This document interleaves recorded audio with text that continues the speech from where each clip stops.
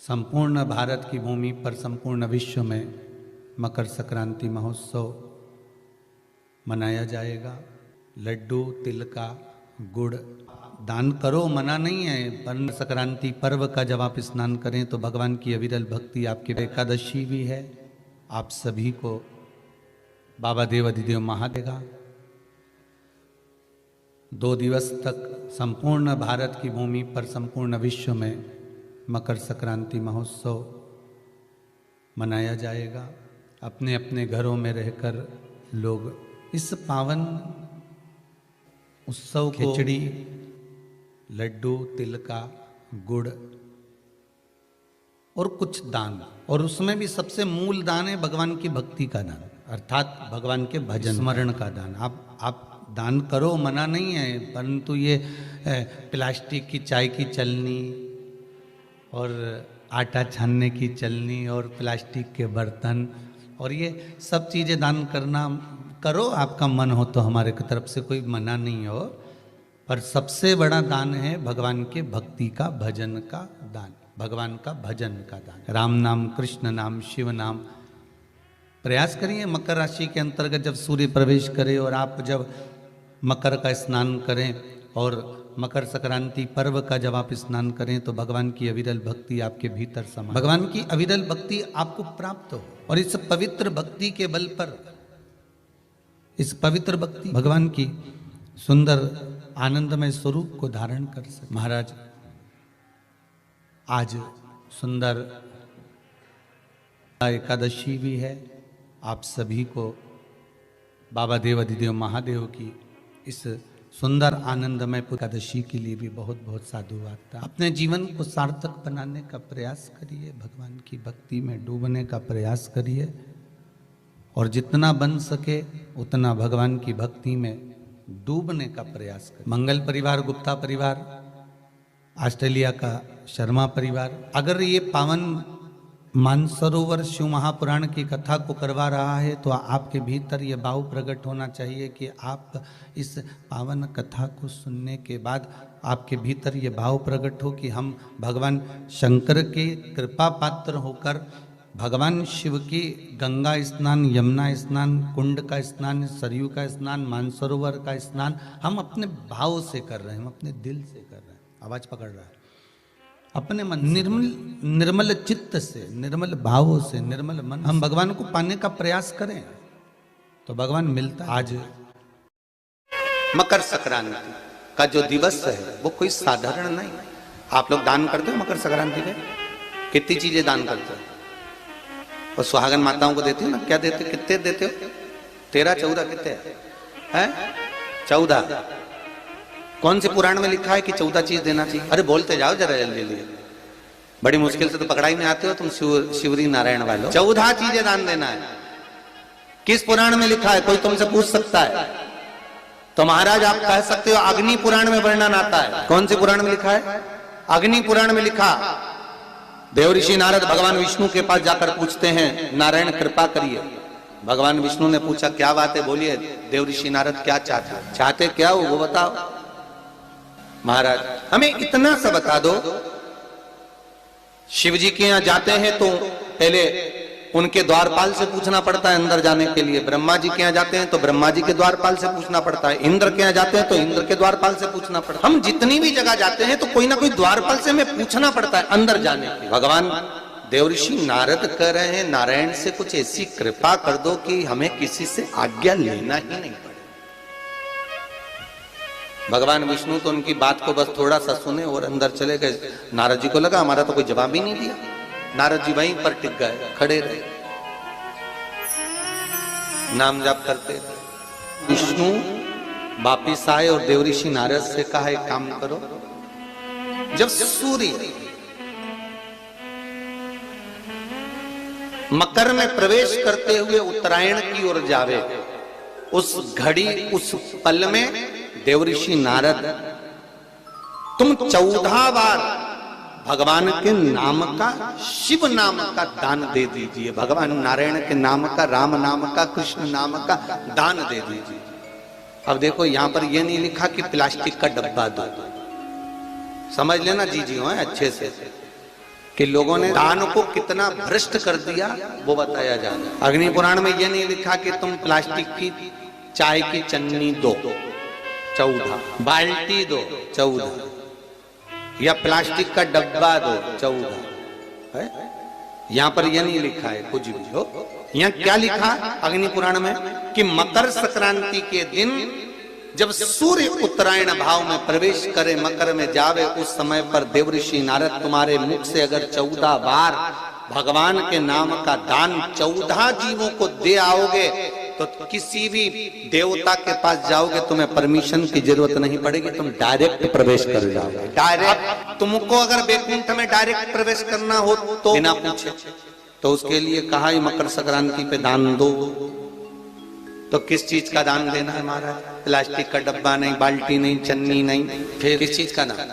तो कहा अगर देवर्षि नारद आप दान दे रहे हो तो 14 नाम का दान दीजिए, 14 जीवों को नाम का दान दे दो, भगवान के नाम का भजन करो। और अगर संसार के लोग दान दे तो किस चीज का? तो के अन्न से बड़ा कोई दान, अन्न से बड़ा कोई दान नहीं रहे हो।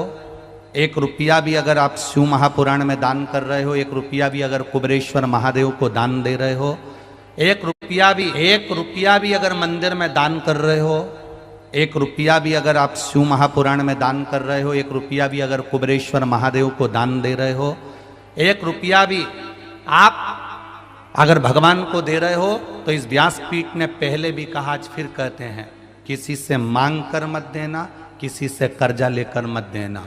जब मेरा देव अधिदेव महादेव तुम्हारी झोली भर दे तब दोनों हाथ में भर कर दे देना, मांग कर मत देना। किसी मंदिर में दर्शन करने के लिए जाओ और तुम्हारे पर्स में अगर 10 रुपया नहीं है, पड़ोसन तुम्हारे साथ में है, तुम्हारे रिश्तेदार तुम्हारे साथ में, और किसी तीर्थ में तुम दर्शन करने गए हो, बद्रीनाथ दर्शन करने गए हो, केदारनाथ दर्शन करने गए हो, चंपेश्वर महादेव दर्शन करने के लिए गए हो, महाकाल दर्शन करने के लिए गए हो, राम जी के मंदिर दर्शन करने के लिए गए हो, किसी तीर्थ में दर्शन करने के लिए गए हो, तुम्हारा पर्स घर पर रह गया, तुम्हारा पर्स होटल में रह गया, तुम्हारा पर्स गाड़ी में रह गया, तो भी अपनी पड़ोसन से, अपने रिश्तेदार से भगवान के सामने दर्शन करते समय भगवान सामने है, और भगवान के सामने तुम पड़ोसन से मत मांगना कि 10 रुपए दे, मैं तेरे को भी गाड़ी में दे दूंगी। नहीं, भगवान को बुरा लगता है क्योंकि मेरे सामने खड़ी होकर तू दूसरे के आगे हाथ फैला रही है। मुझसे कहती मैं गाड़ी में से क्या तेरे सामने अंबारियां लाता। हमारी आदत रहती है, हमारे पर्स होटल में छूट गए, हमारा पर्स गाड़ी में छूट गया, हमारा पर्स वहां रह गया, हमारे पास पैसा नहीं है, हमने पड़ोसन से कह तू देगी ना 10 मिनट, मैं तेरे को बाद में दे दूंगी, देना जरा 10 रुपए, और मुझे चढ़ाना है, मुझे देना है, मुझे आरती की थाली में 10 रुपए चढ़ाना है, मुझे झोली में 10 रुपए चढ़ाना है, जरा देना तू ना। 1 रुपया पड़ोसन से मत मांगो, 1 रुपया अपने रिश्तेदारों से मत मांगो। सास साथ में है, सास साथ में है, और तुम अपनी पड़ोसन से कह रही हो ये चोली का कपड़ा दिला दे, मुझे फाल दिला दे, मुझे पीको करा दे, मुझे ये दिला दे, मुझे वो दिला दे। सास साथ में है और तुम पड़ोसन से पूछ रही हो कि अचार कैसे डालते। सास साथ में है और तुम सास के पांव ना पड़कर पड़ोसन के पांव पड़ रही हो, तो सास को बुरा नहीं लगेगा? अरे बोलो तो जम के, लगेगा कि नहीं लगेगा? घर के माँ बाप साथ में है और तुम दूसरे के आगे हाथ फैलाओ, माँ बाप को बुरा लगेगा। घर के बुजुर्ग तुम्हारे साथ में हैं और तुम दूसरे के आगे हाथ फैलाओ, घर के बुजुर्ग को बुरा लगेगा। मंदिर में भगवान बैठा है और तुम दूसरे के आगे हाथ फैला कर दान दो, भगवान को बुरा लगेगा। उसको बुरा लगता है कि मेरे सामने आया, मेरे पास आया, मेरे नज़दीक आया, मेरे करीब में आया, और मेरे पास आकर, मेरे करीब में आकर, मेरे नज़दीक में आकर दूसरे के मत दो दान। ऐसा दान किसी काम का नहीं जो दूसरे से मांग। हमारा भी विश्वास कहता है, इतने सालों की शिव महापुराण कथा का भरोसा और विश्वास कहता है, नहीं है आपके पास देने के लिए, आप रोज शंकर जी के मंदिर में 1 लोटा जल चढ़ाओ, अपनी मेहनत करो, अपना परिश्रम करो, अपना कर्म करो, और मेहनत से पीछे मत हटना। एक दिन महादेव खुद इतना दे देगा कि आप खुद दोनों हाथों से लुटाना चाहिए। किसी दूसरे के भरोसे पर भजन मत, किसी दूसरे के भरोसे पर दान मत करो। ए भैया, तेरे हाथ जोड़ती हूं, मुझे आगे बिठा दोगे क्या कथा में? ए भैया, मैं तुम्हारे हाथ जोड़ती हूं, क्या मुझे कथा में आगे बिठा दोगे क्या? तुमने भैया के हाथ जोड़े कि मैं तुम्हारे हाथ जोड़ती हूं, तो मुझे आगे बिठा दोगे क्या? ऐसा हाथ तुम एक बार महादेव के जोड़ कर कह देती कि मुझे आगे बिठा दोगे क्या, वो व्यासपीठ के पास में ले। एक बार तुम देवादिदेव महादेव से कह देती, एक बार तुम भगवान देवादिदेव महादेव से कह देती कि हे बाबा, हे त्रिकालदर्शी, हे कैलाशी, हे अविनाशी, भिलाई में कथा हो रही है, भगवान की कथा चल रही है, मेरा मन है, मेरे पास इतना धन वैभव सत्ता नहीं मैं कुछ दे सकूं, पर इतना विश्वास जरूर है कि मैं तुझ पे एक लोटा जल चढ़ाती हूं, इसलिए पंडाल में कहीं ना कहीं मुझे ऐसी जगह मिल जाएगी जो मैंने सोची भी नहीं होगी, और वहां जाकर बैठकर कथा सुन लूंगी। ये तेरे जल की महत्वता है। तुझे जो एक लोटा जल चढ़ाया, तुझ पर जो एक लोटा पानी चढ़ाया है, उसकी महत्वता है कि मुझे कुछ मिलेगा और अच्छा मिलेगा। बाबा को ढूंढने की जरूरत नहीं पड़ेगी, बाबा आपको केवल निर्मल मन सो मोहि पावा, मोहि छल छिद्र कपट ना। आप जाओ शिव के दरबार तक, आप जाओ शिव के चौखट तक, आप जाओ शिव के द्वार तक, बाबा खुद ढूंढ लेंगे। स्वयं अपनी भक्ति के बल को बढ़ाना पड़ेगा हमको। दुनिया ताने देगी, दुनिया गाली देगी, दुनिया अपशब्द कहेगी, फिर भी आपका विश्वास नहीं डिगना चाहिए, आपका भरोसा नहीं टूटना चाहिए। माता पार्वती मैया का जो अवतार हुआ, ये माता सती, दक्ष प्रजापति की कन्या माता सती, जो शिव जी के साथ में ब्याहीन थी, और विवाह होने के बाद माता सती को भगवान देवादिदेव महादेव लेकर कुंभज बाबा के आश्रम में, शिव महापुराण की कथा कह रही है कि कुंभज बाबा के आश्रम में माता सती को लेकर गए, अगस्त बाबा के यहाँ ले जाकर, कुंभज बाबा के यहाँ ले जाकर अगस्त ऋषि के यहाँ कथा को सुनने बैठे, कथा श्रवण करने के लिए विराजमान हुआ। पर कथा में मन महादेव जी का लगा, सती मैया का नहीं लगा। थोड़ा सा ध्यान देना इस कथा पर। शिव से बड़े दुनिया में कोई वक्ता नहीं हो। शंकर भगवान ने कथा कही, माता पार्वती जी ने सुनी, वही कथा एक तोते के बच्चे ने सुन ली थी, जिसने वेद व्यास जी को कही। वेद व्यास जी ने वही कथा शास्त्रों में, पुराणों में वर्णन करी, जिसको आज तक दुनिया के लोग आज तक बाच रहे। शिव जी जैसा कोई वक्ता नहीं, और शिव महापुराण की कथा कह रही है, भगवान शंकर का संवाद कह रहा है, शिव जी जैसा वक्ता नहीं और शिव जी जैसा कोई श्रोता नहीं। चंचूला देवी का पति बिंदु प्रेत योनि में चले गया। चंचूला देवी का पति बिंदु जब प्रेत योनि में चले गया, तब चंचूला देवी ने देवादिदेव महादेव से प्रार्थना करी कि मुझे कथा करवाना है शिव महापुराण की, और कोई जजमान नहीं मिल रहा, इस कथा का कोई जजमान नहीं है। अब आप स्वयं जजमान बनकर कथा सुने, आप स्वयं जजमान बनकर इस कथा का रसतत्व ग्रहण करें। शंकर भगवान ईश्वर जी बने, पार्वती जी गोरा जी बनी, गणा बने, गौर बने, और दोनों ने मिलकर शिव महापुराण की कथा को श्रवण की। शिव जैसा कोई वक्ता नहीं, और शिव महापुराण की कथा कहती है मेरे भोलेनाथ, शिव जैसा कोई श्रोता नहीं। इसलिए शिव महापुराण की कथा, भगवान शंकर की संवाद, भगवान शिव महापुराण की कथा कहती है, भगवान शंकर का संवाद कहता है कि जितने भी शिव महापुराण के सुनने वाले श्रोता आते हैं, जितने भी शिव महापुराण की कथा को सुनने वाले आते हैं, ये केवल श्रोता नहीं होते हैं, केवल श्रोता नहीं है।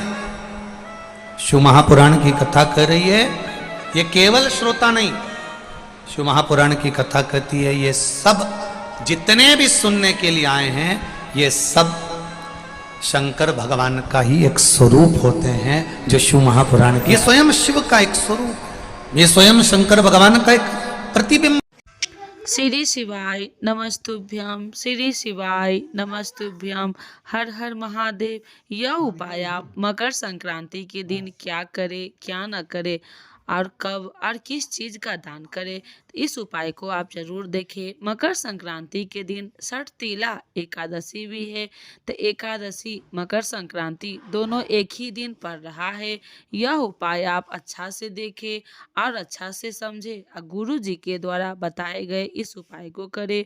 श्री शिवाय नमस्तुभ्यम, हर हर महादेव।